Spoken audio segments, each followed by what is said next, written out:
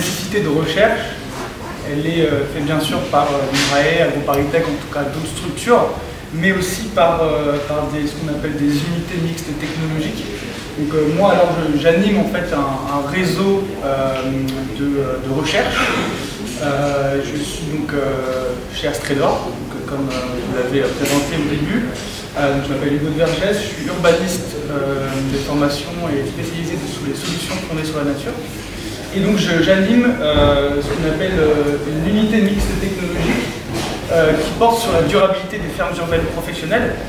Alors il faut, au contraire de ce que, peut-être pas, mais en complémentarité de ce que tu as dit, moi cette unité, elle travaille spécifiquement sur des entreprises à vocation marchande.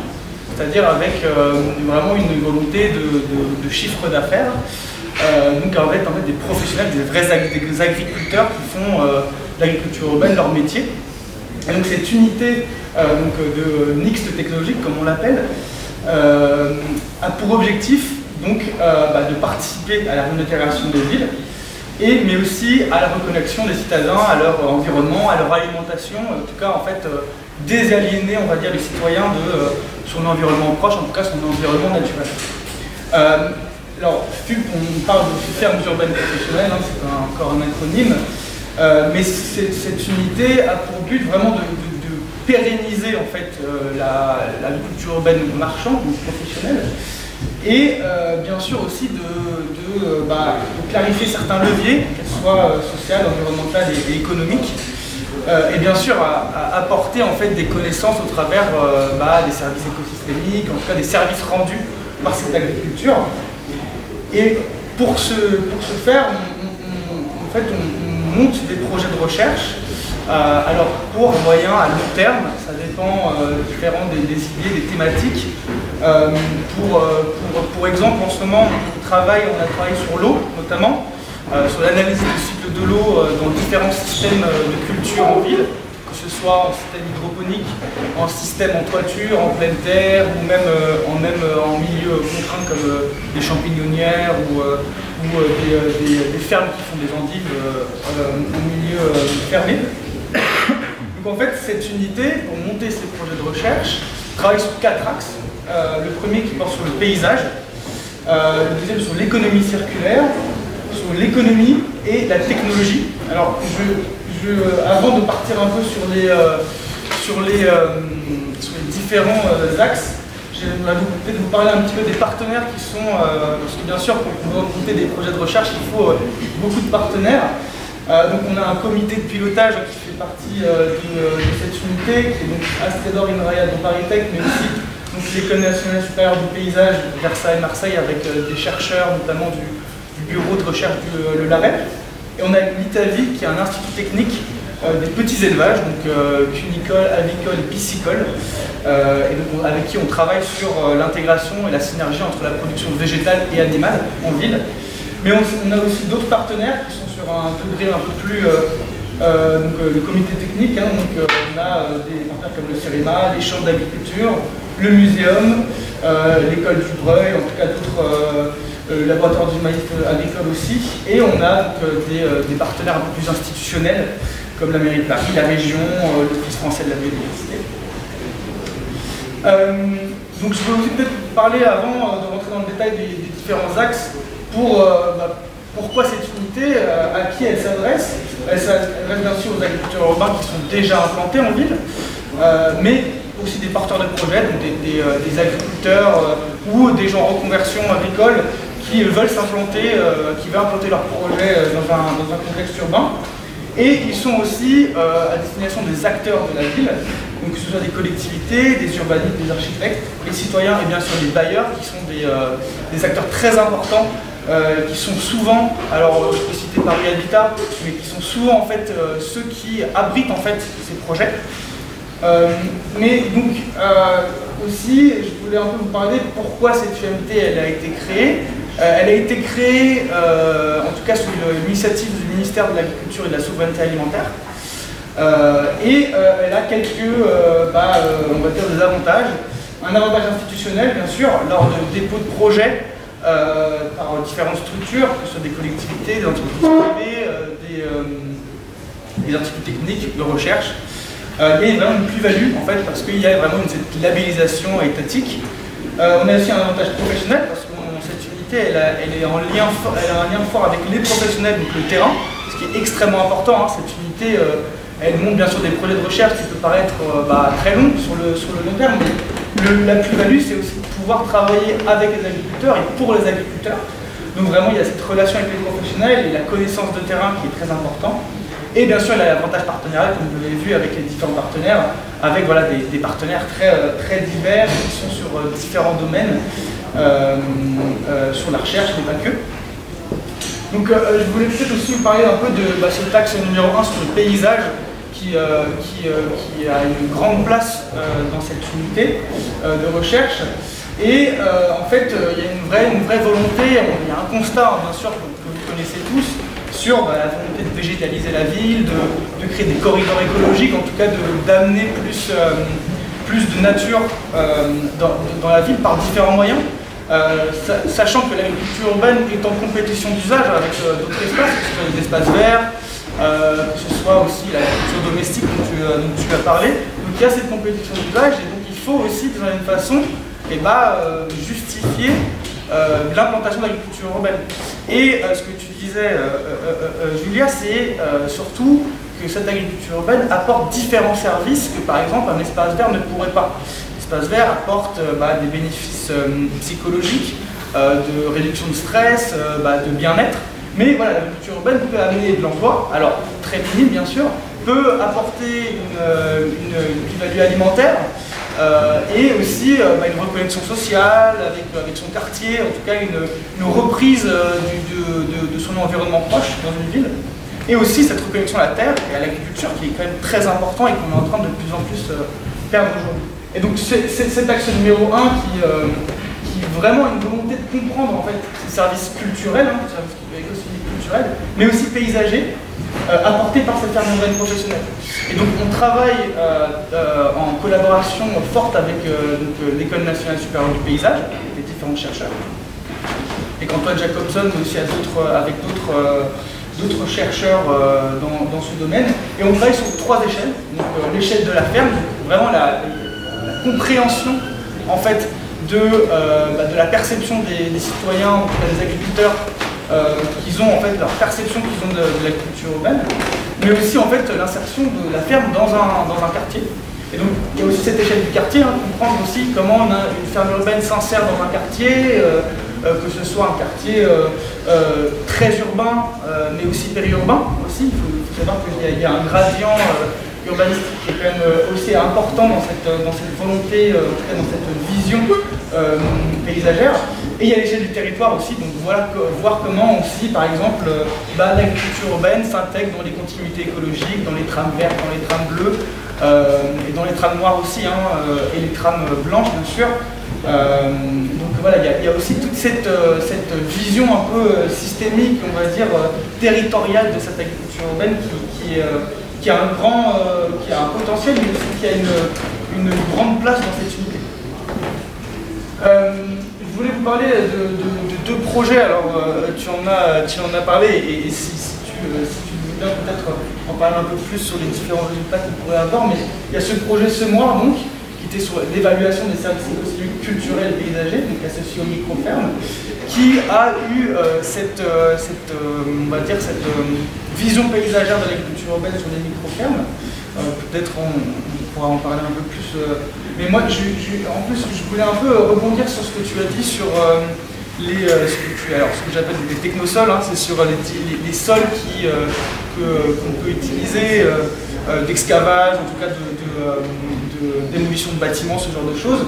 En fait, chez Astredor, on a eu un projet qui s'appelait Arbres urbains et qui permettait, en tout cas, d'étudier le développement d'arbres-tiges, donc c'était des hêtres, des frênes, et des hêtres et des frênes aussi, en milieu contraint. Donc en fait, mettre directement des arbres dans une situation de stress pour en fait regarder comment en tout cas le rhizome, en tout cas la rhizosphère, en tout cas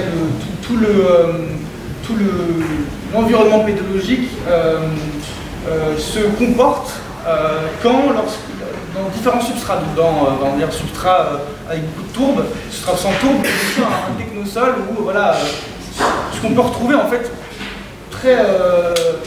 beaucoup en ville avec voilà, très peu de substrat, très peu de place pour les racines. Et donc on essayait de comprendre comment en fait, ces arbres évoluaient dans des milieux contraints et en fait comment on pouvait les implanter dans des milieux urbains. Et donc voilà, on a eu ce projet qui a eu des résultats assez concluants. On s'est rendu compte qu'en fait dans des sols avec peu de matière organique, avec beaucoup de matière d'excavage, de résidus, et ben en fait sur certaines espèces, notamment le frêne, et ben en fait l'arbre se sentait mieux et poussait plus vite et avait une meilleure résilience en fait quand on les implantait en ville. Et donc on a un peu réfléchi et on a redéposé un autre projet qui est là en cours d'instruction et qui travaille sur notamment l'utilisation de mycorhizes pour stimuler en fait les mycorhizes. Pour ceux qui ne savent pas, c'est l'utilisation de certains champignons pour pouvoir stimuler les racines. Il y a différentes façons de mycorhiser, d'amender les mycorhizes. Et donc voilà, on travaille sur cette façon en fait, de stimuler par des champignons les racines des arbres pour pouvoir voir en fait, comment ils se comportent en milieu urbain. Je voulais, alors après, c'était un petit topo sur l'unité, sur l'unité de recherche et sur les différents projets, deux projets qu'on a pu aborder. Je voulais peut-être aussi faire un petit topo sur Astrédor, qui est un institut technique des professionnels du végétal. Donc un institut technique, c'est un institut qui est sous l'égide de l'État, donc du ministère de l'Agriculture et de la Souveraineté Alimentaire, et qui travaille pour les professionnels. Donc c'est une interprofession, donc on est financé à 80% par l'État et à 20% par l'interprofession. Et notamment, on est donc des professionnels du végétal, donc des horticulteurs, des pépiniéristes, mais aussi des agriculteurs urbains. Et donc on a été créé en 1995, on est une association de loi de 1901, on a plus de 900 adhérents, et en fait la spécificité des instituts techniques, c'est qu'ils ont des stations d'expérimentation. Donc en fait nous on se positionne comme de la recherche appliquée. Et je dirais, voilà, INRAE AgroParisTech c'est plus de la recherche fondamentale, donc plus en amont, c'est ça. Donc on a des stations d'expérimentation qui nous permettent en fait de faire là vous voyez ici là, donc ça c'est une station d'expérimentation à Saint-Germain-en-Laye où en fait on réalise nos expérimentations sur les stations. Donc là voilà vous voyez plusieurs en fait stations partout en France, ce qui nous permet en fait d'avoir toutes les régions bioclimatiques, plus ou moins on va dire. Mais aussi qui nous permet en fait de toucher un peu tous les professionnels en France, que ce soit sur de la pépinière, de l'horticulture, de l'agriculture. Et je voulais aussi peut-être vous parler un peu du bureau d'expertise qui rejoint un peu le bureau d'expertise Expo, qui est un bureau d'expertise qui est aussi en lien avec Astrédor, qui n'est pas juridiquement séparé, mais qui est en fait un bureau en ingénierie en agriculture urbaine et qui travaille donc, en ANO, donc en assistance à la maîtrise globale, et qui donc travaille vraiment sur l'agriculture urbaine, sur l'implantation dans les projets. Je vais vous en présenter un juste après. Et donc en fait on a plusieurs experts qui sont comme un peu partout en France et qu'on sollicite en fonction des projets. On a Guillaume Morel-Chevier qui est un paysagiste qui coordonne ce bureau d'expertise. Mais voilà, on a Olivier Fouché qui est aussi paysagiste, mais on a différents techniciens et bien sûr on peut puiser en fait dans les 80 la centaine d'employés de l'Institut pour des expertises un peu précises. Donc voilà, on a David qui est très spécialisé en aquaponie, Anne-Laure Laroche en microéconomie, Bernard sur les cercles climatiques par exemple. Et donc voilà, on a vraiment un appui scientifique parce qu'on a ce bagage scientifique derrière de l'Institut, mais aussi on a cette expertise sur le végétal, sur le paysage et sur l'implantation de l'agriculture urbaine dans du bâti. Alors c'est souvent du bâti, mais ça peut être aussi sur des projets comme alors peut-être les projets celui-là, ouais, le parc agricole de l'Étoile à Marseille. Donc en fait, on a été sollicité par le parc agricole à Marseille pour travailler donc, sur une assistance à maîtrise d'ouvrage, donc pour la création du parc urbain, donc à peu près 300 hectares. Et en fait, c'est un projet en cours. Je ne pourrais malheureusement pas vous donner tous les résultats et tout ce qui est de l'ordre du projet en tant que tel, mais je peux juste vous expliquer un petit peu. En fait, il y avait vraiment une volonté d'implanter différents espaces, que ce soit de l'agriculture urbaine, des espaces de biodiversité, des friches qui seraient laissées en fait en place, aussi bien sûr des jardins partagés, des espaces aussi en fait bâtis. Donc il y avait vraiment une vraie conception, une vraie réflexion autour de comment on pouvait agencer ça. Et ça revient un peu aussi à l'échelle territoriale et peut-être aussi à l'échelle du quartier, de comment on peut agencer en fait un territoire en mettant de l'agriculture urbaine, des espaces verts. Donc en fait, d'une certaine façon, en fait, faire plaisir à tout le monde. Donc, que ce soit les citoyens, que ce soit les professionnels d'agriculture, que ce soit les collectivités, parce que c'est aussi ça, c'est que ce bureau d'expertise travaille beaucoup avec les collectivités. Donc voilà, les clients, plutôt les gens qui nous sollicitent, des architectes, des collectivités, des promoteurs, aussi des startups et parfois aussi des bailleurs.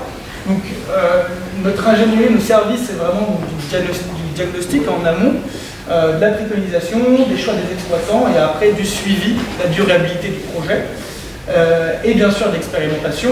Donc voilà, des tests, des concepts, et vu qu'on est un institut technique, on a aussi la possibilité de faire de l'expérimentation en tant que telle. Donc vraiment expérimenter différents sols, différents végétaux, même différents usages, différents espaces. Donc c'est ça aussi la plus-value qu'on peut amener. Et on fait, donc on est institut, on a le label Calliope, donc on a aussi cette question de formation qui nous permet aussi de former en fait les acteurs de la culture urbaine mais aussi de la ville autour de ces enjeux, des paysages, des cultures urbaines et de végétalisation en général. Donc oui, je pense que c'est à peu près tout. Si vous avez des questions, on est ouvert sur notre présentation ou sur peut-être aussi nos recherches, nos travaux. Ouais. Voilà. Juste à la fin, on a mis des photos, notamment prises du projet C'est moi sur les microfermes urbains participatifs. Et au milieu, voilà, un rappel d'une bande dessinée qui est sortie sur la revue des Conversations pour rendre aussi effectivement les résultats du projet un peu plus ludiques et visuels sur vraiment les services rendus par ces microfermes. Merci.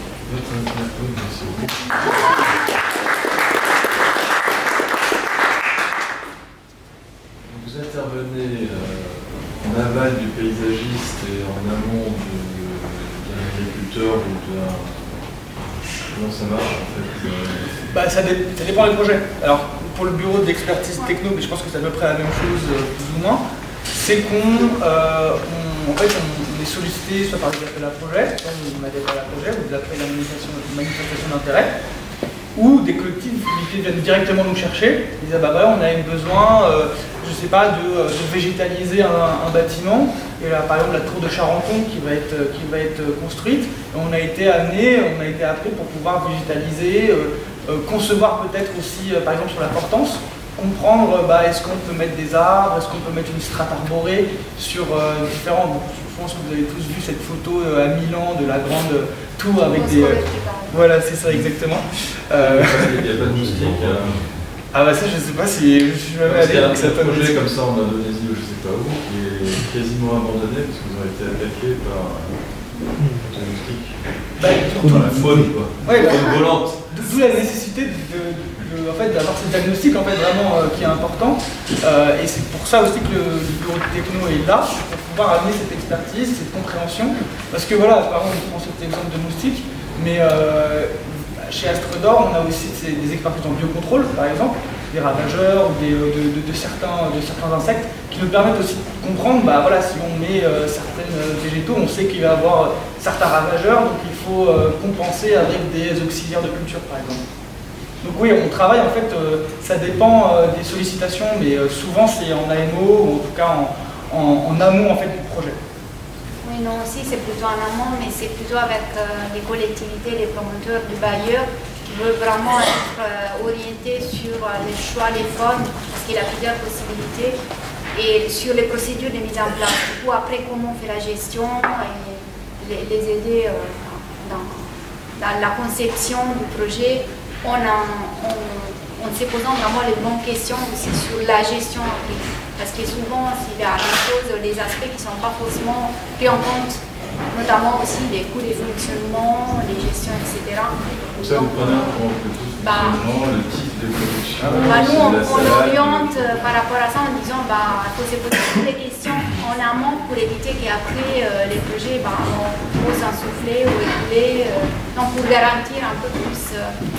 Le but, c'est pas de juste faire le projet et après on part. C'est vraiment de suivre et d'avoir une vraie valeur en fait, que ce soit environnementale, sociale ou même économique en fait, pour les demandeurs ou ceux qui nous appellent.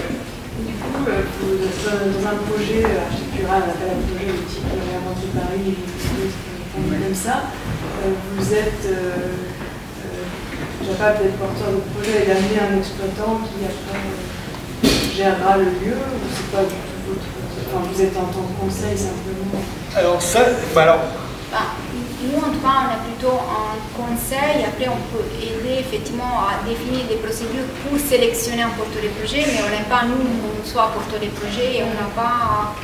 Donc, alors que l'UMT donc, elle est beaucoup plus sur le lien avec les professionnels et on peut donc bien sûr accompagner des porteurs de projets.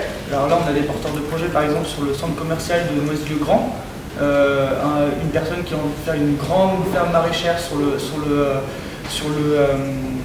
toit en fait, et donc on les accompagne sur les questions d'étanchéité. Donc ça c'est plutôt sur les bureaux d'expertise, mais après sur par exemple comment, pour la petite histoire, donc il y a des piliers en fait, donc il y a une portance qui est à peu près de 200 kg à peu près au mètre carré, mais il y a des piliers en fait, où il y a des fondations, et donc là on peut mettre des arbres.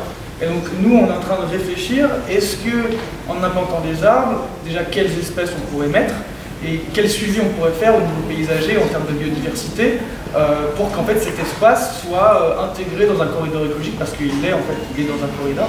Et donc ça, l'UMT, on accompagne les porteurs de projets à comprendre en fait ces enjeux et à faire de l'expérimentation au travers de projets de recherche ou des subventions, que ce soit régionales. Alors aussi le fonds vert, ça peut être des choses comme ça. En tout cas, voilà, on essaie de piocher un petit peu dans les subventions publiques pour pouvoir trouver de l'argent pour pouvoir faire des expérimentations et comprendre un peu un suivi ou un projet comme celui-là.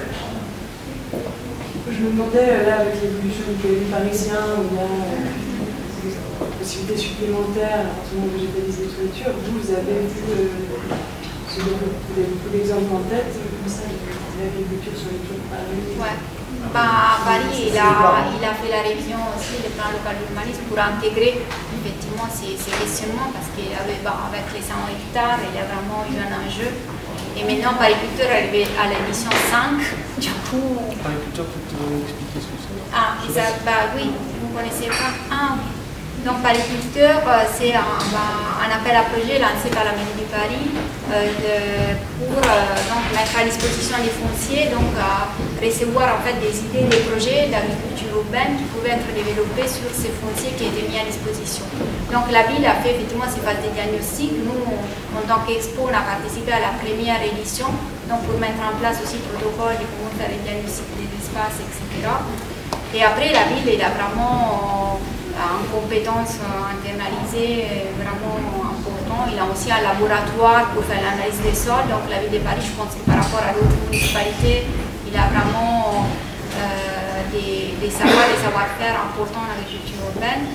Et du coup, il fait ses pré-diagnostics sur les espaces, il lance des appels à projets, et après, il y a un comité de sélection pour définir, pour choisir les projets à implanter sur différents types de fonciers, donc toiture, parking, plein terre, etc. Et la ville de Paris a mis en place aussi des partenariats avec différents types, notamment les bailleurs, mais d'autres municipalités du coup, de la Petite Couronne, pour vraiment atteindre aussi cet objectif des 100 hectares, dont un tiers en agriculture urbaine.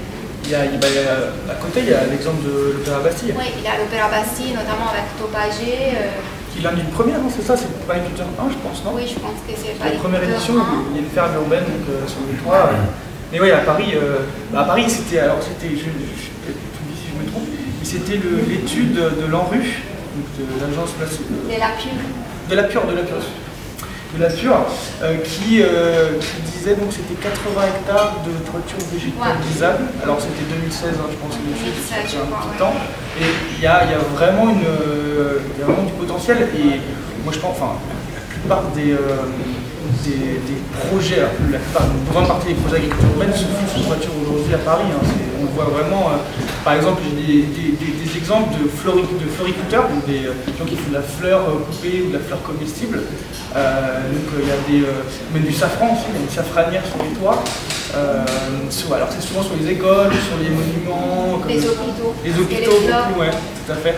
Parce qu'il y a aussi cette question aussi pédagogique, mais aussi un peu thérapeutique, un peu avec tout ce qui est cosmétique. Mais donc ouais, les toits sont vraiment des endroits. Mais encore, est-ce que c'est ce qu'on disait, c'est ce qu'on a dit ton usage, est-ce qu'on met de l'agriculture urbaine, est-ce qu'on végétalise, on met juste des graminées, ou est-ce que je sais qu'aussi il y a des restaurants, des grands restaurants qui ont leur ferme urbaine. Donc ouais, c'est quelque chose qui est quand même très utilisé en France, à Paris, et les pariculteurs l'utilisent beaucoup. Il y a beaucoup de projets pariculteurs qui sont sous les toits. Qui sont les agriculteurs urbains? Qui sont? Ça c'est une très bonne question. Il y a un projet qui est en cours sur la compréhension de qui sont les agriculteurs urbains. Alors il y a l'Association française d'agriculture urbaine professionnelle qui s'appelle l'AFOP, qui en fait recense tous les agriculteurs urbains. Je vais vous montrer le petit logo comme ça, vous l'avez peut-être en tête. C'est celui-là, ici. AFOP, et qui en fait recense tous les agriculteurs urbains professionnels qui donc déjà il y a un observatoire qui a été mené de l'agriculture urbaine du jardinage. Ouais, c'est ça. C'est en ligne, qui n'est pas encore complet, hein, mais... qui est donc une sorte de science participative où chaque agriculteur peut mettre son projet. Alors qui sont les agriculteurs urbains? Pour être honnête, c'est souvent des gens qui ne sont pas du tout issus du milieu agricole. Non, mais et non plus des formations en agronomie. Oui, et c'est d'autant... Voilà. Alors des fous, et alors ça pose des problèmes, alors bien sûr économiques, mais aussi techniques, parce que souvent, ils sont pas trop... Alors souvent les agriculteurs urbains, il faut savoir qu'aujourd'hui, le chiffre d'affaires, en tout cas le modèle économique d'un agriculteur urbain, et on va dire à 40% sur de la production et de la vente alimentaire. Souvent c'est de l'événementiel, c'est de la pédagogie. Donc c'est du multifonctionnel en fait, c'est-à-dire qu'ils font de la production, mais voilà, il faut qu'ils se diversifient, il y a vraiment une volonté de diversification. Pour donner un exemple, il y a peut-être juste la caverne, qui est donc porte de la Chapelle, qui fait des champignons, shiitake, champignons de Paris et des endives, et qui eux ont 80% de leur chiffre d'affaires, c'est de la production et de la vente alimentaire. Parce qu'ils ont la possibilité de faire, de beaucoup produire. Mais c'est vrai que oui, les agriculteurs urbains, alors il y a des formations, l'école du Breuil en fait, ils ont un PPREA qui forme beaucoup d'agriculteurs, il y en a des lycées agricoles aussi qui le font. Mais ouais, souvent ils ne sont pas issus du milieu agricole, et c'est soit des urbains qui sont en reconversion, ou juste des gens qui sont en reconversion et qui veulent essayer l'agriculture urbaine sans forcément d'avoir un bagage. Mais c'est pas pour autant que c'est une mauvaise chose, c'est juste que c'est plus complexe à comprendre. L'agriculture c'est quand même très technique au final, il faut avoir beaucoup d'expérience pour pouvoir savoir faire pousser une tomate, surtout en ville. Et dans la plupart du temps, ils sont salariés de société, ou ils sont un peu comme ils sont indépendants, et la plupart, ils ont un statut d'association 1901, et il arrive à être salarié, mais la plupart au SMIC, donc c'est quand même des contrats précaires, et c'est un peu compliqué, surtout en milieu intra-urbain. Après, il y a des exemples, effectivement, dans le milieu périurbain où il y a effectivement un statut plus solide. Après, pas mal de projets, ils sont en un chantier d'insertion, donc c'est vraiment un moyen au final pour utiliser la production plutôt comme un support, donc un support de réinsertion par le travail, et du coup un financement de l'État pour payer les salariés en insertion. Donc effectivement, à Paris, notamment la caverne, mais aussi paysans mouvements qui font une Implocus, où il y a besoin effectivement d'avoir quand même de la main-d'œuvre, ils sont sur un modèle en insertion. Il y a des contraintes aussi alors juridiques, mais aussi des baux. Oui. C'est un grand problème, c'est-à-dire que le code rural en fait, un agriculteur urbain n'est pas un agriculteur. C'est le foncier, il appartient à qui le problème, c'est que le foncier peut être privé ou public. Le problème, c'est les domaines, c'est privé ou public. Dans un domaine public, on ne peut pas faire des baux, mais dans un domaine privé, dans la municipalité, oui. Donc, et souvent, en fait, on parle de pariculteurs, mais les sites de pariculteurs... C'est des mises à disposition des septons. Exactement. Chez moi, il y en a un grand, c'est sur dans le 20e, en réservoir. Paysan urbain. Le réservoir d'eau de Charonne. Oui, c'est ça. Ouais, c'est ça, paysan. Je passe tous les matins dedans. Et il est fermé par contre. Mais ils produisent des graines, quoi. Ils produisent des micro-pousses. Ouais. Tu peux manger, on est déçus par la production. Mais c'est très nutritif. C'est ce qu'ils disent. Les radis, c'est pas mal. Moi, j'ai acheté chez eux. C'est un petit machin comme ça, quoi. Ouais. C'est pour de la grande... Ça, c'est pour un mois, ça. C'est de la vente. Non, mais bon, il fonctionne avec l'insertion. Oui, il fonctionne avec l'insertion. C'est ça. Ils ont un contrat avec la ville et c'est l'insertion en fait qui leur permet de... Oui, c'est qui permet de fonctionner parce que sinon ce n'est pas possible d'avoir un modèle économique. Et la ferme de rêve aussi. La ferme de rêve, oui, tout à fait. Non, mais en fait, c'est qu'il y a cette complexité des différentes, de diversité de modèles économiques en fait. Et c'est très compliqué de comprendre en fait. En fait, déjà, ça bouge beaucoup. Et les modèles économiques sont tellement différents, sont diversifiés que en fait, les agriculteurs deviennent en fait vraiment un couteau suisse, c'est-à-dire qu'ils peuvent faire de la pédagogie, de l'agriculture, ils peuvent aller faire de l'événementiel, faire des conférences. Après, pas mal de porteurs de projets, ils développent sur multi-sites. Donc il y a pas qu'un projet, mais ils ont plusieurs sites et plusieurs projets. Et une chose, notamment certains porteurs de projets, ils sont en train aussi d'investir le créneau des biodéchets, par exemple, parce qu'avec la réglementation qui est l'obligation du tri à la source, donc la valorisation, par exemple, des biodéchets, l'utilisation après du compost, ça devient aussi un créneau intéressant, même si encore c'est pas clair qui paye quoi, quel service. Donc c'est compliqué parce qu'effectivement l'agriculture urbaine c'est aussi un secteur qui est subventionné notamment par les collectivités, etc. Où il y a aussi plein de fondations qui financent. Et du coup, des fois, s'ils ont ces financements, ils ne peuvent pas faire rémunérer certains services. Donc c'est très délicat. Effectivement, l'agriculture urbaine peut presque tout faire dans tous les services, mais après, comment le montage concret, opérationnel, économique, c'est pas du tout évident. L'État n'est pas beaucoup investi, c'est plutôt les villes. C'est plutôt les villes, mais l'État, par exemple, via l'appel à projet de l'ARU, donc l'Agence nationale de l'animation urbaine, qui a fait à l'ancien appel à projet quartier fertile. Donc dans le cadre des quartiers NPNRU+, j'espère que j'ai mis l'acronyme, donc ils ont pu effectivement déposer ou les collectivités ou les associations même des projets qui ont été financés ou cofinancés par l'ARU pour développer ces projets. Mais au final, c'est aussi souvent qu'il a des financements pour l'étude de faisabilité et l'installation et pas pour le fonctionnement.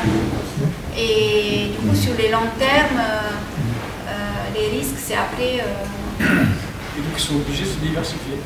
Et je voulais peut-être rebondir aussi sur ce que tu disais, il y a aussi beaucoup d'agriculteurs urbains, en tout cas d'entreprises d'agriculture urbaine, qui deviennent en fait des concepteurs de nouvelles fermes. Alors je pense à Merci Raymond, je pense à Topage, je pense à Agripolis. En fait, ils deviennent concepteurs de fermes en fait. Donc ils font des fermes clés en main qu'ils donnent à des porteurs de projets, et c'est comme ça aussi qu'ils se rémunèrent et qu'ils font leur chiffre d'affaires. La cité maraîchère là, devant la ville, c'est municipal? Ouais. ça a été payé par la municipalité. Ouais. Bah, avec les financements aussi oui, de l'État, mais pas que, parce qu'il a coûté beaucoup. Très très cher, oui, très cher. C'est rentable ça? Non. Faut même pas se poser la question. Bien sûr. Les fermes urbaines sont pas rentables en fait. Rentable, on va pas couvrir l'investissement. Donc si à terme il arrive à rééquilibrer peut-être, mais ils ne vont pas rentabiliser tout l'investissement, c'est impossible. On ne se lance pas dans l'agriculture urbaine pour gagner de l'argent, si c'est la question. C'est vraiment pas ça. Non mais c'est vraiment pas du tout ça. Mais aussi l'agriculture conventionnelle, il est subventionné. Il peut être pérenne au-delà d'une volonté idéologique, quoi, si on peut parler comme ça. Bah, il peut être pérenne si on se diversifie. Si on conçoit, on fait de la pédagogie, et là peut-être on peut aussi amener d'autres services en fait. C'est ça aussi qui peut être intéressant, c'est que si on se base que sur l'alimentaire, sur la production et la vente de légumes et de fruits, c'est sûr que l'agriculture urbaine ne suffira pas, et de toute façon ne pourra pas, comme tu l'as dit, très justement, nourrir la ville. Donc autant se diversifier, et en se diversifiant, on peut avoir un apport financier qui nous permet d'être viable économiquement. Mais de toute façon, il y a un portage, et le premier portage c'est le foncier, que vous l'avez dit, c'est en concurrence avec d'autres activités urbaines. Et j'ai visité pour les 25 ans de l'agriculture urbaine de Détroit, dans un contexte plus clairement anglo-saxon. Le ville porte le foncier, mais après, les agriculteurs louent les serres, les systèmes de panneaux photovoltaïques pour les pompes d'eau, et ils sont rentables au bout de quelques années. Voilà. Et ils arrivent à acheter d'autres terres pour vraiment avoir une activité économique la plus large d'agriculture. En fait, l'agriculture urbaine, ça, pour eux, c'est quasiment une sorte de tremplin pour se lancer dans l'agriculture. Et ils sur vendent du foncier, mais sur du foncier mis à disposition. En fait, ils arrivent à créer leurs bénéfices sur la mise à disposition, ils créent des bénéfices de leur vente, qui leur permet d'avoir un emprunt pour acheter une terre où là ils deviennent agriculteurs, mais en dehors de la ville. Plus dans un modèle d'agriculture. Ou alors c'est en réseau parce que c'est des pépinières de ce qu'ils ont cultivé en ville. Donc il y a quand même toujours le système de réseau. Mais au départ, ils ont quand même le bénéfice du foncier. Et ils n'ont pas l'investissement des équipements. C'est intéressant parce qu'aujourd'hui, alors il y a la FOP qui a déposé un projet pour étudier en fait qu'est-ce que les agricultures urbaines deviennent après. Est-ce qu'ils partent en campagne ou est-ce qu'ils restent en ville? En fait, il y a vraiment cette volonté de savoir ce qu'ils font en fait. Est-ce que l'apport de connaissances qu'ils ont eu en agriculture leur permet de le faire sur des superficies plus grandes, donc sachant que l'agriculture urbaine c'est rarement plus d'1 hectare. C'est très rare. En périurbain, ça peut du maraîchage, c'est possible. 3-4, mais bon, c'est très très rare. Donc en fait, on se demande quel est leur parcours et où est-ce qu'ils vont après à l'agriculture urbaine. Est-ce qu'il y a des montages avec l'éducation nationale pour l'instant de l'agriculture urbaine dans les cours de récréation? Il y a, notamment à Paris, c'est pas mal développé les cours Oasis. Pour les désimperméabiliser. Et des fois, c'est plutôt des opérations de végétalisation, mais ça peut aller aussi avec, par exemple, l'agriculture urbaine. Après, nous, par exemple, on a fait une étude de préfaisabilité pour la cité François Villon, qui a déposé un projet budget participatif et ont été financés. Donc, on verra si il a quand même l'intention de cultiver, une partie désimperméabiliser, cultiver. Après, en ville, on trouve des surprises, des contaminations, de l'amiante. Justement, j'ai une question sur la pollution du sol. Comment on fait pour faire une ferme urbaine? Il faut d'abord dépolluer le sol et ensuite il faut tout le temps surveiller qu'il n'y ait pas une pollution qui vienne, qui contamine tout. Il y a quoi? Il y a une stratégie de veille? Du coup, là aussi, il y a plusieurs avis. Il n'y a pas un avis partagé parce que c'est un sujet très sensible. Donc, moi, par exemple, ma collègue Anne Barbillon, elle porte ces volets-là. Il s'appelle Securagri, plateforme Securagri. Et en collaboration avec les chercheurs INRAE AgroParisTech, ils ont développé une méthode qui s'appelle Refuge. C'est un guide qui est téléchargeable en ligne gratuitement et notamment il présente quelle démarche faire pour analyser la qualité des sols et en fonction de la qualité, voir comment on peut ou pas gérer les risques associés.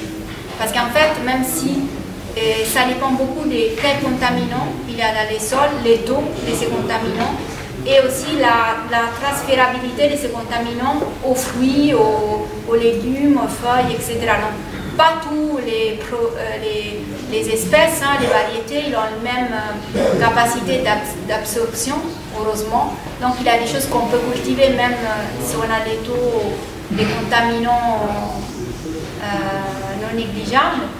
Ou selon effectivement les taux des contaminants et la typologie, on doit passer éventuellement à d'autres cultures, par exemple la fleur coupée ou éventuellement les fruitiers. Ou si c'est vraiment trop contaminé, bah, il y a la possibilité ou de reconstituer le sol ou passer vraiment au sol. Et le miel? Mais nous, par exemple, on déconseille de faire des excavations. C'est vraiment la dernière solution parce que c'est un coût environnemental. Mais par exemple, les types de cultures qu'on a pour l'éco-construction, le chanvre, qu'est-ce que ça remplit aussi? Ça doit avoir co-bénéfice de dépollution et de production de... Les problèmes, c'est les mix, parce que souvent un sol c'est prouvé par plusieurs polluants, donc c'est difficile de trouver une plante qui peut... Voilà. Et après cette pollution, cette contrainte de pollution, c'est ça aussi qui a amené l'innovation en agriculture. C'est-à-dire que quand tu as un sol pollué, bah, tu fais de l'hydroponie par exemple, ou tu fais de la fleur coupée, ou... Tu peux faire autre chose. Ouais, et en fait, ça contraint les agriculteurs à dire « Ah bah j'ai un sol pollué, j'ai un problème de foncier, j'ai pas beaucoup d'espace, qu'est-ce que je fais? Bah, il faut que j'innove, il faut que je fasse un système différent. » Et c'est aussi, alors moi c'est ma conviction, je pense que l'agriculture rurale, on va dire, a beaucoup à apprendre de l'agriculture urbaine, parce que en fait il y a cette innovation qui est créée au travers des agriculteurs urbains. Ils disent bah voilà, j'ai ce milieu contraint, j'ai ce sol pollué, il faut que je fasse en sorte de pouvoir produire. Donc il y a aussi ce transfert de connaissances, je pense, qui est très important, en tout cas qui est nécessaire, parce qu'il y a vraiment une division, hein, c'est-à-dire que les agriculteurs ils voient les agriculteurs urbains pas forcément d'un très bon œil. Et voilà, il y a eu cette utopie de l'agriculture urbaine nourrir à la ville, donc on sait très bien que c'est faux, mais voilà, il y a cette division qui est assez palpable et parfois, voilà, ce transfert de connaissances, je pense qu'il peut être peut-être un bon levier d'entente, on va dire, entre ces deux filières. En tout cas, il y a déjà des liens qui s'instaurent entre les agriculteurs urbains et pas, notamment pour la diminution des ressources fossiles, ou par exemple le phosphore, etc. Donc il y a effectivement toute une étude de quelles ressources on peut utiliser pour fertiliser les champs. Donc il y a déjà des bonnes pratiques qui sont en train de se mettre en place et des liens pour trouver des solutions. Parce qu'on a certains défis qui sont les mêmes, hein. L'eau, les fertilisants, etc. Le projet Okapi sur l'utilisation de l'urine comme fertilisant. Qui a un vrai un projet que vous allez voir sur internet qui est très intéressant, qui permet en fait de récolter les urines. L'urine est très fort en azote, très concentré en azote, et donc en fait pour les grandes cultures, notamment tout ce qui est céréalier, c'est très important l'azote, et donc on pourrait donc potentiellement, et même c'est déjà fait je pense, c'est déjà une application, mais utiliser donc l'urine, alors pas forcément brute comme ça, il y a une transformation à faire, dans des cultures de céréales. Alors il y a aussi cette technicité, mais aussi la perception sociale en fait, est-ce qu'on a envie de manger des céréales qui ont été fertilisées par l'urine? Et donc voilà, il y a ces questions qui se posent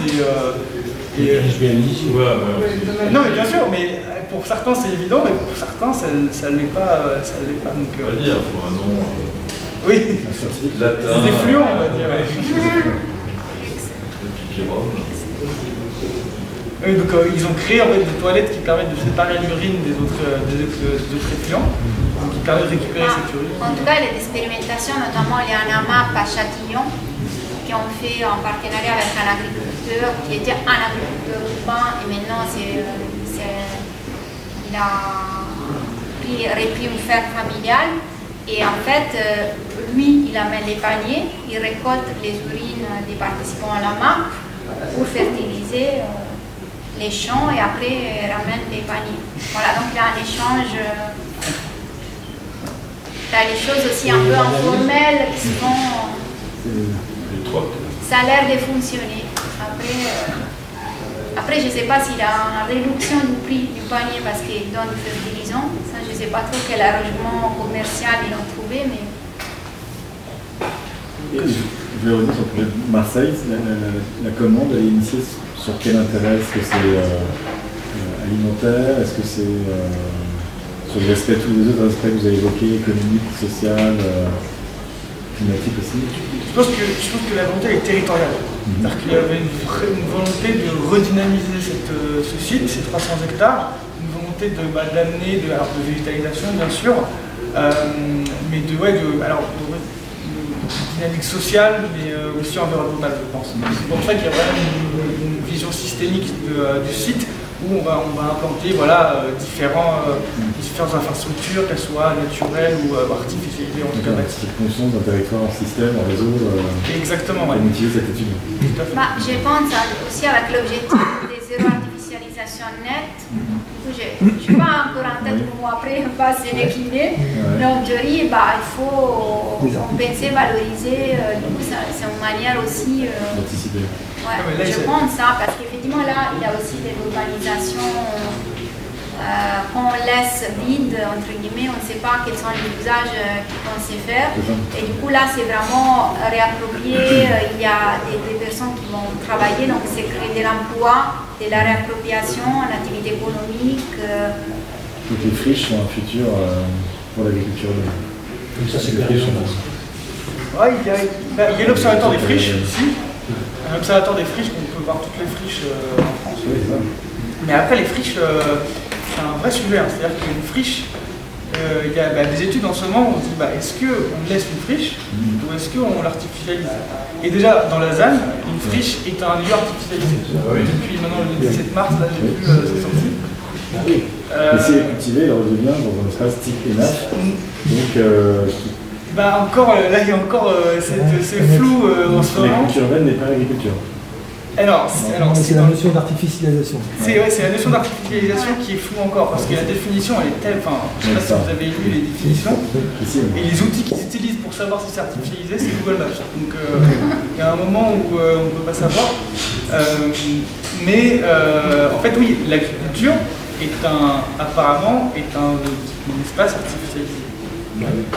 Et c'est plutôt logique. Mais non, dans naturel, agricole et forestier, l'espace naturel, c'est ça.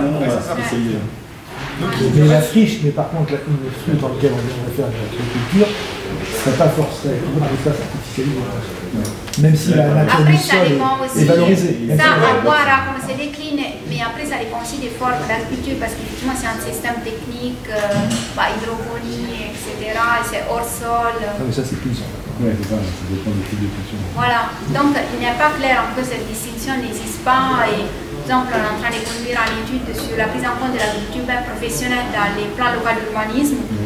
Et Paris, c'est vraiment à l'avance, mais les restes, ils sont un peu à la ramasse, notamment sur la partie réglementaire. J'ai une question, on voit bien comment agir sur les bâtiments publics, entre guillemets, notamment à travers les pluies, et comment on peut agir sur les bâtiments privés, la promotion immobilière en construction neuve. Je ne sais pas, à un moment dans les pluies, on avait le coefficient de biotope pour la valorisation des stations.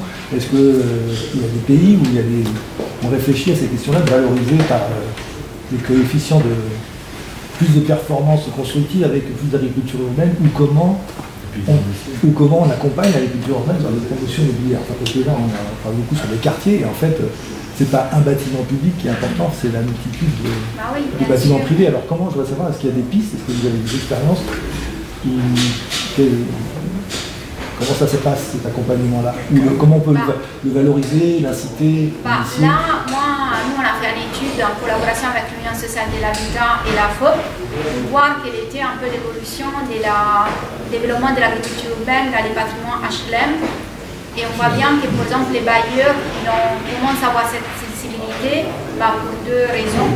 À la fois l'abattement de la taxe foncière, donc c'est vraiment quelque chose qu'eux peuvent révaloriser. Et aussi, l'agriculture urbaine, c'est un moyen pour eux d'économiser l'entretien d'espace vert. Notamment, il y a cette étude disponible en ligne, on a mis aussi des fiches projets, notamment Toulouse Habitat, par exemple, il a employé un agriculteur urbain qui fait l'entretien d'espace vert, c'est une parcelle en maraîchage et les habitants peuvent aller cueillir et participer. Donc les coûts, ça revient un peu au même. On a bien trouvé la manière de proposer ça dans la promotion immobilière privée. Après, la promotion immobilière privée, j'ai l'impression que pour moi c'est plus du greenwashing que... Oui, mais justement, il y a des limites à ça. On n'a pas encore réussi à passer le greenwashing. Il y a toujours le problème de l'importance déjà, en fait, c'est qu'en termes de si on n'a pas cette importance, on ne peut pas mettre assez de terre et donc on ne peut pas forcément bien cultiver. Ça dépend de l'importance, bien sûr, mais de la terre, c'est déjà... Enfin, comment on peut mettre... Il n'y a pas besoin forcément de terre. Après, si on fait les tours hydroponiques, c'est moins... Oui, tout à fait. Mais après, voilà... Non, mais il y a un autre intérêt, c'est thermique, c'est la récupération des eaux. Enfin, j'ai pas oui, mais c'est pas... En fait, c'est la complémentarité des... Mais c'est encore ça, c'est la complexité. Enfin, qu'est-ce qu'on va mettre en fait? Est-ce qu'on met de l'agriculture urbaine? Mais si on met de l'agriculture urbaine, est-ce qu'on met de la pleine terre ou est-ce qu'on met du hors-sol? Parce que du hors-sol, ça va produire, mais ça va peut-être pas amener les gens autour de la terre, de les faire travailler. Paris Habitat le fait quand même beaucoup dans les cours, mais de l'agriculture urbaine. Et moi j'avais en tête, en fait au Québec, il y a le laboratoire qui s'appelle le Créteau, qui est dirigé par Éric Duchemin. Et il y a une vraie, là, à Montréal, donc, au Québec, il y a vraiment une vraie réflexion sur l'agriculture urbaine et le bâti. Vous en parliez, les anglo-saxons sont quand même bien en avance, et de toute façon l'agriculture urbaine, comme on la voit aujourd'hui, vient un peu de ces pays-là. Mais il y a vraiment cette réflexion de synergie entre les deux, entre le bâti et l'agriculture urbaine qui, je pense, alors peut-être... Aussi pour les facteurs climatiques, ils sont... C'est vrai, tout à fait vrai. Ils ont des contraintes quand même. Donc on va peut-être avoir... Oui, parce qu'il est plat. Oui, mais nous, l'autre... Oui, c'est ça. Je pense. Par exemple, récupération des eaux de pluie, même la phytorémédiation, ce genre de choses qui sont aussi des choses très importantes, et îlots de fraîcheur bien sûr. Après voilà, on a aussi des chercheurs comme Patrick Stella qui travaillent sur ces îlots de fraîcheur et comment l'agriculture urbaine peut... alors j'ai pas les chiffres en tête pour l'étude qu'il avait fait sur le toit de Claude Bernard, mais voilà, il y avait... Enfin, l'agriculture urbaine n'a pas forcément une vraie... Au contraire, sur les toits, comme il y a une différence de température de 2 degrés, il a dit peut-être on peut développer des cultures exotiques. Donc il avait l'expérimentation pour travailler sur les cultures un peu d'Afrique. Et là, ça repose la question de la flore indigène ou exotique. Voilà, on revient à l'eau. Merci. Merci.